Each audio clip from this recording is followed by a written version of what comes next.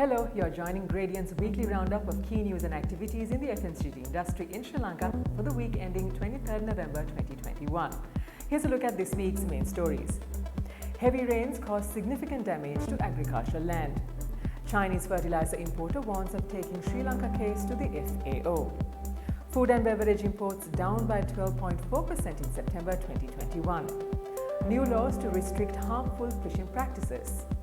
We will also take a look at the movement of key FMCG industry statistics and indicators and wrap up with notable corporate news that made it across to our news desk.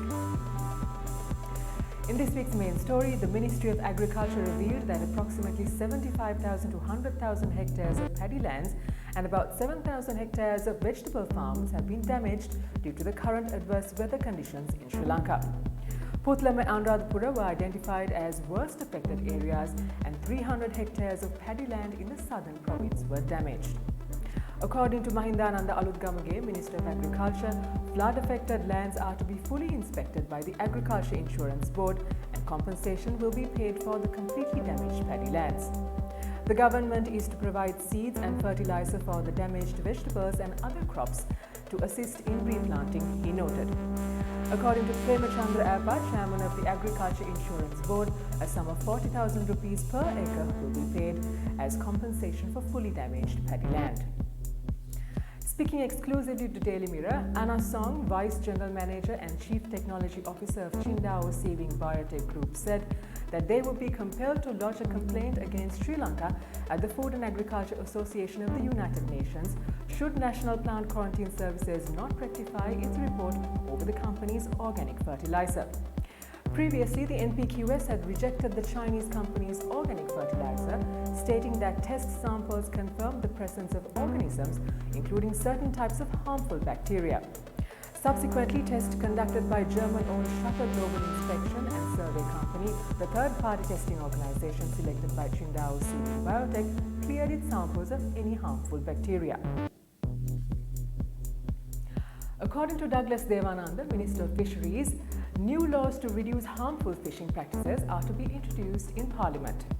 This is to safeguard the fish resources, if unchecked, will rapidly deplete, as certain methods currently practiced cause significant harm to not only small fish but also to fish eggs.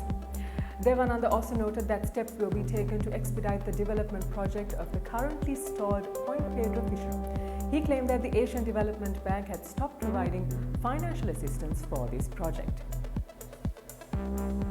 In more news this week, as per the central bank latest available data, $109.8 million of food and beverages were imported into the country in September, down 12.4% from a year earlier. However, food and beverage imports for the first 9 months of the year are still high at $1.3 billion, up 9.8% year on year. Imports of dairy products amounted to $39.4 million during the month, followed by vegetable imports at $23.9 million and oil and fats at $13.1 million. Imports of medical and pharmaceuticals in September were $108.7 million, up by a significant 92.6% year on year.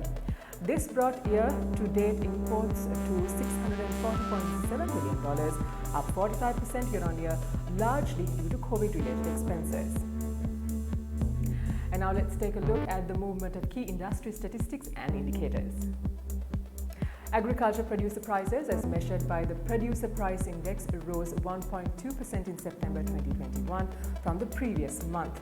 This was mainly driven by a rise in prices of perennial crops, which rose 15.3% month on month as a result of current fertilizer issues in the country. Producer prices of non-perennial crops, while down from August 2021, were up 8% from September 2020. As per the Index of Industrial Production, food and tobacco production grew in September, whilst manufactured beverages fell significantly as foreign and domestic tourism is yet to fully recover from the COVID-19 pandemic.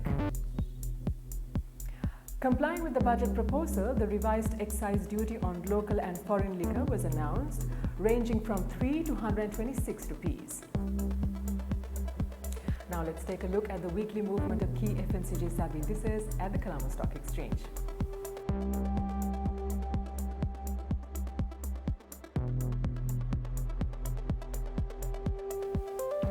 Here's how the rupee performed against the dollar this week.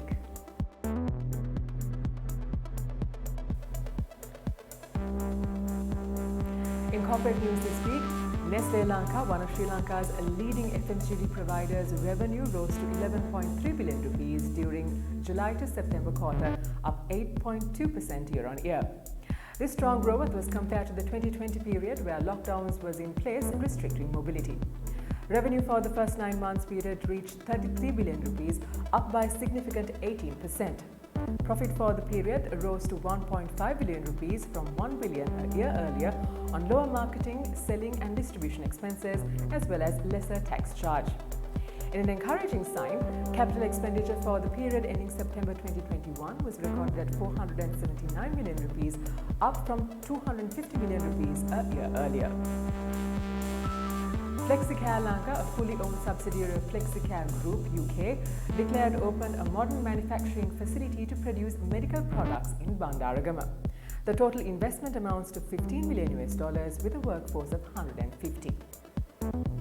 Klogard introduced a new toothpaste for children considered to have a gel formula better suited to delicate teeth.